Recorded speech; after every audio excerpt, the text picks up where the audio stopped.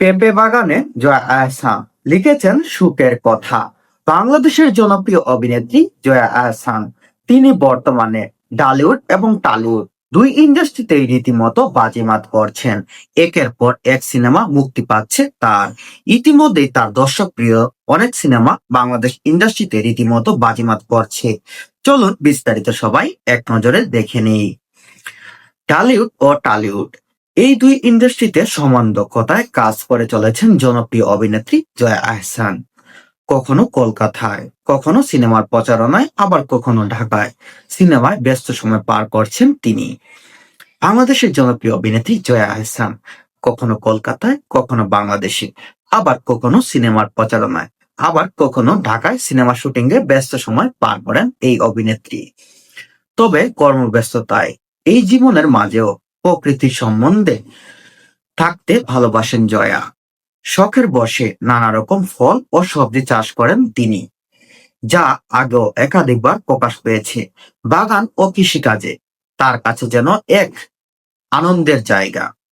মানে চিত্রনায়িকা জয়া আহসান তিনি কৃষিকাজ করতে খুব বেশি পছন্দ করেন। বিশেষ করে প্রকৃতির মাঝে থাকতে তিনি খুব বেশি পছন্দ করেন। যখনই ফ্রি সময় পান তখন তার ঢাকা জীবনের ব্যস্ত কোলাহল থেকে তিনি তার গ্রামের বাড়িতে চলে যান।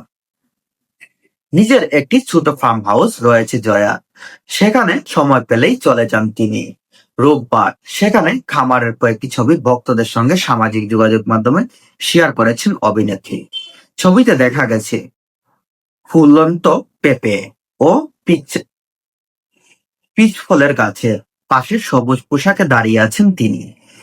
মানে জয়া আহসানের ছোট্ট একটি ফার্ম হাউস আছে, সেখানে তিনি যখনই তিনি ফ্রি সময় পান সেখানে চলে যান। ছবির ক্যাপশনে তিনি লিখেছেন, আমার জীবনের লক্ষ্য, আমি ছোট্ট ফার্মে একটি আনন্দ জীবন খুঁজে পাই।